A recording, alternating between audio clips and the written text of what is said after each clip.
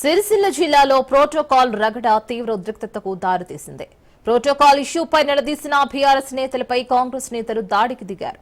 గంభీరావుపేట వడ్ల కొనుగోలు కేంద్రం ప్రారంభోత్సవంలో స్థానిక ఎమ్మెల్యే ఫోటోను అధికారులు పెట్టలేదు.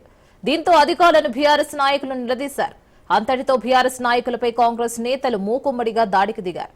ప్రోటోకాల్ రగడపై నిలదీయడంతో దాడికి దిగడంపై బీఆర్ఎస్ నాయకులు ఫైర్ అయ్యారు.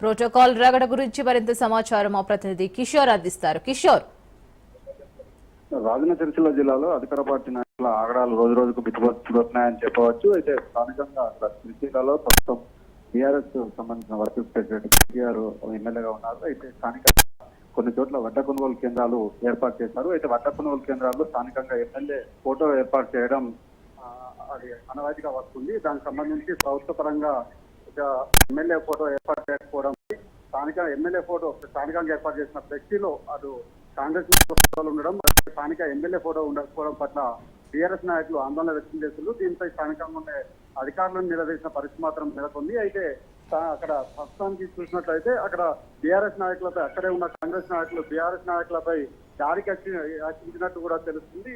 ఇరు వర్గాల మధ్య కూడా పరస్పర ఒకరిపై ఒకరు దాడికి యత్నించినట్టు కూడా తెలుస్తుంది. మొత్తానికి అటు స్థానికంగా ఉండే ఎమ్మెల్యే ఫోటోను ఎందుకు పెట్టలేకపోవడంపై నిలదీసిన బీఆర్ఎస్ నాయకులపై దాడి చేయడం పట్ల అటు బీఆర్ఎస్ నాయకులు ఆందోళన వ్యక్తం చేస్తున్నారు. అసలు ధర్నాకు కూడా జరిగిన పరిస్థితి మాత్రం కనిపిస్తుంది. అయితే ఇటు గంభీరావుపేటలో జరిగిన ఘటనకు సంబంధించి అటు బీఆర్ఎస్ నాయకులు కూడా ఆగ్రహం వ్యక్తం చేస్తున్నారు. దీనిపై మరింత ధర్నాలు చేస్తామంటూ కూడా బీఆర్ఎస్ నాయకులు చెప్తున్న పరిస్థితి మాత్రం కనిపిస్తుంది. మొత్తంగా ఇటు నిజామాబాద్ లో చూసుకున్నట్లయితే తాజాగా నిన్న కూడా పాల్కొండలో అటు ప్రశాంత్ రెడ్డితో పాటు అటు మంత్రి జూపల్లికి సంబంధించిన ఇద్దరి మధ్యన మాటల ఉద్యమం జరగడంతో టీఆర్ఎస్ నాయకులపై స్థానికంగా ఉండే కాంగ్రెస్ నాయకులు కూడా దాడికి యత్నించారు. ఈ దాడిలో కొంతమంది టీఆర్ఎస్ నాయకులు కూడా గాయాలపడిన పరిస్థితి మాత్రం కనిపిస్తుంది. ఈ రోజు తాజాగా ఇటు గంభీరావుపేటలో కూడా సిరిసిల్లకు సంబంధించి కూడా ఇలాంటి ఘటనలు జరగడం పట్ల బీఆర్ఎస్ నాయకులు ఆందోళన వ్యక్తం చేస్తున్నారు. అధికారంలో అడ్డం పెట్టుకుని బీఆర్ఎస్ నాయకులపై తప్పుడు కేసులు బనాయించడంతో పాటు ఆ దాడులకు కూడా యత్నిస్తున్నారంటూ కూడా బీఆర్ఎస్ నాయకులు ఆగ్రహం వ్యక్తం చేసిన పరిస్థితి మాత్రం నెలకొంది. Thank you.